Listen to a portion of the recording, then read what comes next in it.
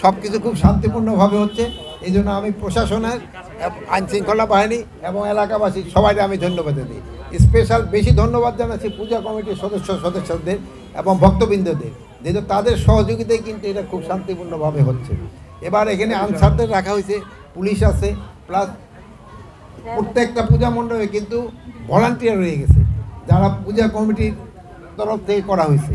এই জন্য পূজা কমিটিতে আমি আবারও ধন্যবাদ দিই। আরেকটা জানেন যে এইবার প্রথম দিকে চয়নশীল মানে ওই বেচারায় কিন্তু কোনো অপকর্ম করে নাই, এখন প্রমাণ হলো যে উনি কোনো রেপের সাথে জড়িত না, বাট ওইটারে দিয়ে এই পূজাটাকে একটা অস্থিতিশীল করার জন্য একটা মহল চেষ্টা করছিল। এই দুষ্কৃতিকারীরা এটা কিন্তু সাকসেসফুল হইতে পারে নাই আপনাকে সবাই সহযোগিতার জন্য। এটা একটা বাহিরেরও একটা ইন্ধন ছিল যেন পূজাটা যেন ভালোভাবে না হতে পারে, কিন্তু এবার বাংলাদেশের সব জায়গায় ভালোভাবে পুজো হয়ে গেছে। এটার জন্য আপনাদের সবাইকে ধন্যবাদ।